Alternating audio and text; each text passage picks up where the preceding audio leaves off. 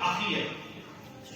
کہتے ہیں کہ بس جوا ٹوٹ گیا ہے، یہ لوگ اسیری سے واپس آئے.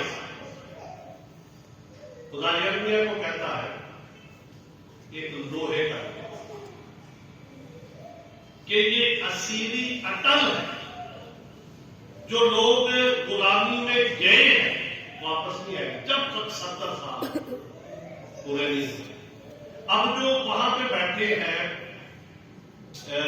بابل کی ندیوں کے پاس، تیل ابیب حزقیل نبی کا صحیفہ آپ پڑھیں گے تو وہاں پہ آپ کو پتا چلے گا کہ بابل کی ندیوں کے پاس وہاں پہ انہوں نے کہا کہ کوئی سیون کا گیت ہمیں سنا. 138واں ضرور ہے کہ ہم نے اپنے ساز جو ہے وہ درختوں پہ کام کیا، ہماری زبانیں ہمارے تالوں کے تار چپکے، ہم کیسے سنائے سیون کا. وہاں پہ ان کو کہا. اب جب وہ وہاں پہ بیٹھے تھے ان کو خبر دی گئی کہ نبیوں کی بات کلام ملا جھوٹے نبی تھے کہ تم لوگ واپس آؤ گے.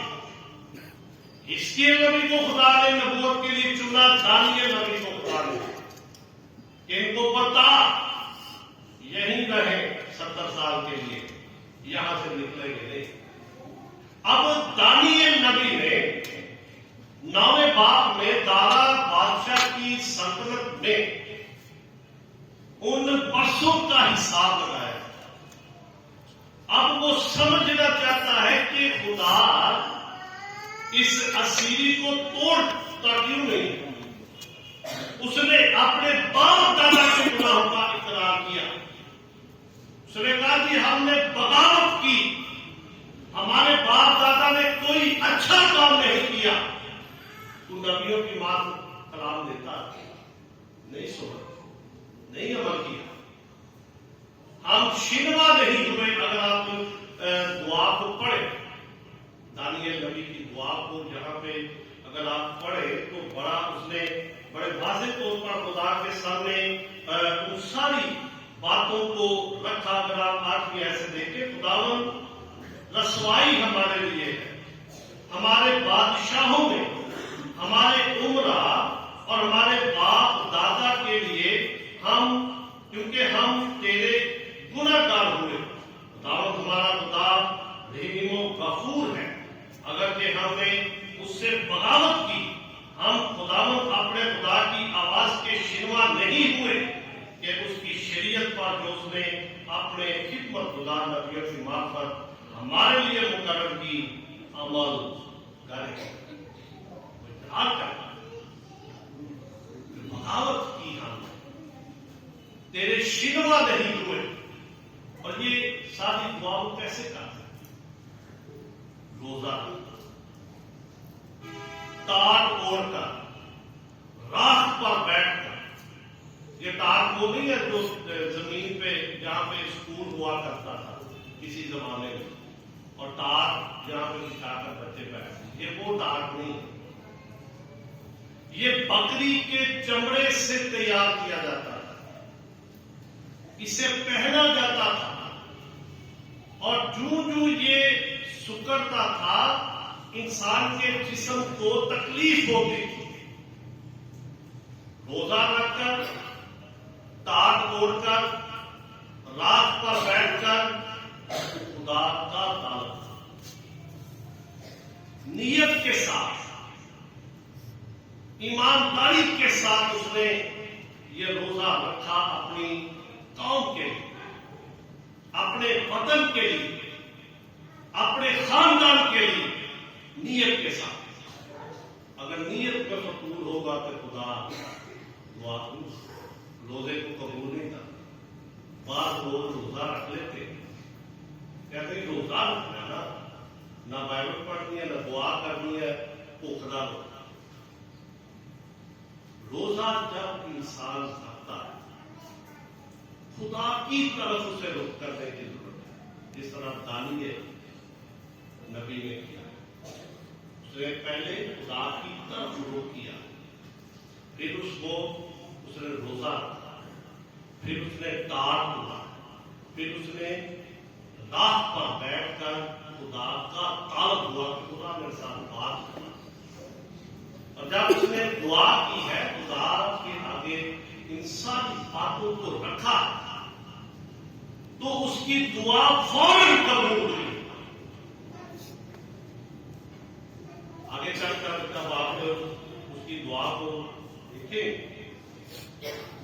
تو یہاں پر 20ویں آیت میں، اور جب میں یہ کہتا اور دعا کرتا اور اپنے اور اپنی قوم اسرائیل کے گناہوں کا اقرار کرتا تھا، اور خداوند اپنے خدا کے حضور اپنے خدا کے کوئی مقدس کے لیے مناجات کر رہا تھا، ہاں میں دعا میں یہ کہہ ہی رہا تھا کہ وہی شخص جبرائیل جسے میں نے شروع میں رویا میں دیکھا تھا، حکم کے مطابق تیز پروازی کرتا ہوا آیا، شام کی قربانی گزارنے کے وقت کے قریب مجھے چھوا، اور اس نے مجھے سمجھایا اور مجھ سے باتیں کی اور کہا، اے دانیل، میں اب اس لیے آیا ہوں کہ تجھے دانش و فہم بخشوں۔ تیری مناجات کے شروع ہی میں حکم صادر ہوا، اور میں آیا ہوں کہ تجھے بتاؤں، کیونکہ تو بہت عزیز ہے، پس تو غور کر اور رویا کو سمجھ لے۔ کتنی تیزی کے ساتھ جبرائیل فرشتہ اس کے پاس آ کر اس کو کہتا ہے کہ ابھی تم نے شروع ہی کیا، کہ خدا نے کہا کہ تیزی کے ساتھ دانیل کے پاس جا، اسے سمجھا کیا ہونے والا ہے، کیا ہوگا اور کیا ہونے والا ہے۔ دو باتیں کریں، کیا ہوگا اور کیا ہونے والا ہے۔ یہ آگے چل کر اگر آپ 24ویں آیت کو دیکھیں، تیرے لوگوں اور تیرے مقدس شہر کے لیے 70 ہفتے مقرر کیے گئے کہ خطا کاری اور گناہ کا خاتمہ ہو جائے، بدکرداری کا کفارہ دیا جائے، ابدی راست بازی قائم ہو، رویا حکومت پر مہر ہو، اور پاک ترین مقام منسوخ کیا ہے۔ پس تو معلوم کر اور سمجھ لے کہ یروشلم کی بحالی اور تعمیر کا حکم صادر ہونے سے منسوخ فرما تک 7 ہفتے اور 62 ہفتے ہوں گے، تب پھر بازار تمیز کیے جائیں گے اور فصیل بنائی جائے گی، مگر مصیبت کے ایام میں۔ اب جو بات وہ سمجھنا چاہتا خدا سے، جس کے لیے اس نے روزہ رکھا، ایک تو کب جو ملک ہے یہ بحال کیا جائے ہوگا، کب ہم اس اسیری سے نکلے، یہ کب ہوگا۔ خدا نے اسے ایک تو یہ بات سمجھائی کہ بازار تعمیر کیے جائے گی، ملک بحال کیا جائے گا۔ 6 باتیں خدا نے جبرائیل فرشتے کی معرفت اسے سمجھائی۔ پہلی بات، خطا کاری اور گناہ کا خاتمہ ہو جائے۔ دوسری بات، بدکرداری کا کفارہ دیا جائے۔ تیسری بات، ابدی راست بازی قائم ہو۔ چوتھی بات، رویا نبوت پر مہر ہو، پاک ترین مقام منسوخ کیا جائے گا۔ اور چھٹی بات ہے کہ منسوخ ہونے بعد تک 7 ہفتے اور 62 ہفتے ہوں۔ یہ 2 باتیں، ایک تو 7 ہفتے بیان کیا گیا اور ایک 62 ہفتے۔ شریعت کے اندر خدا نے یہ بات بیان کی تھی کہ ہر ایک چیز کو سبت منانا ہے۔ انسان سبت منائے گا، زمین سبت منائے گی، یہ سارے حکموں کو بنی اسرائیل نے توڑا۔ جب 7 ہفتوں کی بات کی جاتی ہے تو اس سے مراد ہے 7 کے 7 گنا، جو 49 سال مانتے ہیں۔ پچھلے دنوں میں نے یہ سایہ نبی کے صحیفے میں سے آپ کو بتایا تھا کہ خدا نے کہا کہ وہ روزہ جو مجھے پسند ہے وہ یہ ہے کہ ظلم کی زنجیریں توڑی جائے، جوئے کے بندھن کھولے جائے، مظلوموں کو آزاد کیا جائے، جو ننگا ہے اسے پہنایا جائے، جو بھوکا ہے اسے روٹی کھلائی جائے۔ احبار کی کتاب کے 23ویں باب کو جب ہم پڑھتے ہیں جہاں پہ عیدوں کا ذکر کیا گیا ہے، وہاں پہ ایک عید تھی سال جوبلی، جو 50ویں سال میں منائی جاتی تھی۔ اس سے پہلے خدا نے کہا تھا کہ 6 سال زمین جو تھی اس کی کھیتی کی جائے، پیداوار اس سے لی جائے۔ 6 سال میں خدا نے کہا کہ زمین میں سے اتنا اناج پیدا ہوگا کہ 7ویں سال تمہیں ضرورت نہیں پڑے، اور 7واں سال زمین آرام کرے۔ آرام نہیں کیا گیا زمین۔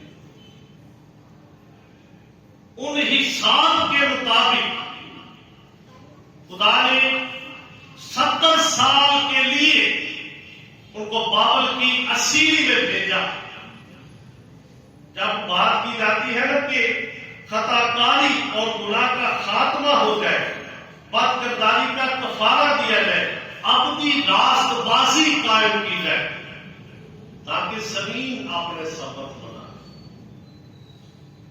لوگوں نے سبتوں کو چھوڑ دیا۔ ایک تو یہ بات تھی کہ 70 سال کے اندر وہ ساری زمین نے آرام کیا، جو بنی اسرائیل نے خدا کی شریعت اور حکموں کے مطابق اسے چھوڑ دیا۔ جب بات کی تو 62 ہفتوں کی 434 سال، اور یہ وہ عرصہ تھا جب بحال ہوئے بنی اسرائیل کے لوگ، لیکن ان کا اپنا کوئی بادشاہ نہیں۔